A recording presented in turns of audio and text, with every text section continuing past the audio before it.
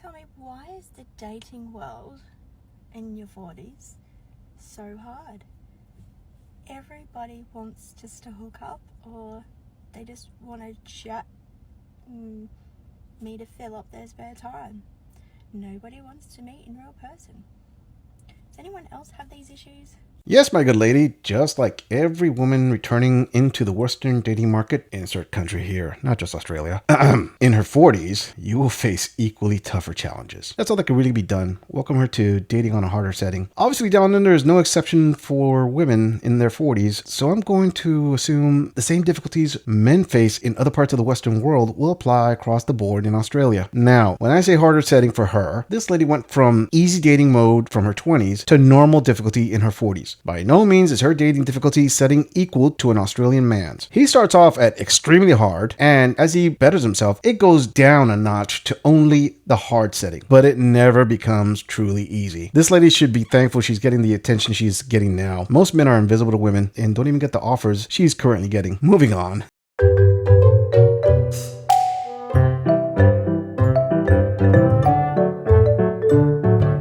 That's just a Chad with a camera. He probably uses his camera as part of his pickup game. He tells her how beautiful she is and that he has to have a photo shoot with her. If she mentioned the Chad photographer first, I highly suspect she fell for this line and gave the indie photographer a private session. In more ways than one. I wonder if he monetized those pics.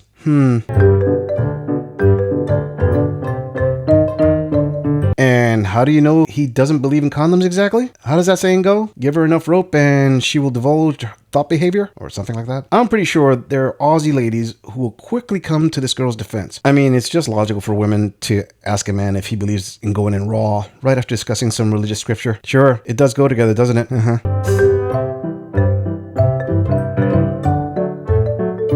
So, what exactly attracted her to him? Was it the look of a bikie, aka a Chad on wheels? Nah, definitely not that. It must have just been his acquaintance of other bikies that made her think, oh, he seems like an average guy I should get to know. Yeah, who's she trying to fool?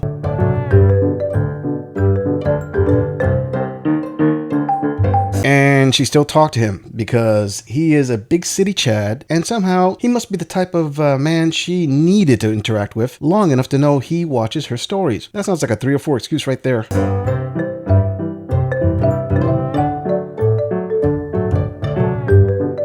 I can't help but notice she specifically said surfer/gym bro. So it's either a surfer Chad or a gym Chad, huh? How is it this girl knows both enough to be informed of their kids and that they want someone who doesn't take themselves too seriously? So basically she was either enthralled by them and or possibly went out with them. Yes, I said them, plural. I can't help but notice she didn't mention one normal guy, but just Chads. Moving on. So I'm just getting ready to go on a date and you're literally never going to believe how it's come about. But essentially maybe 3 weeks ago, I kind of made the decision to get off all the dating apps. I just wasn't having fun. I was feeling like crap. They were taking its toll. And I just thought, I'm just going to take the pressure off for a while. Anyway, fast forward to last week and I was literally just sitting at the local pub with my dad. We were just having a drink, talking shit, as you do with your dad.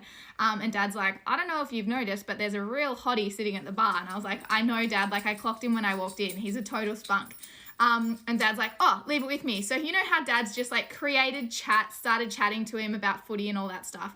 And dad's like, hey, are you single? And the dude's like, yeah, I am. And dad's like, well, that's my daughter. Like, she's single too. Anyway, we all start chatting and then they're like, oh, anyway, we've got to go. And dad's like, you can't leave. You haven't exchanged numbers. Goes to the bar, gets a pad and a pen, and we both exchange numbers. And then we've been talking and now we have a date tonight.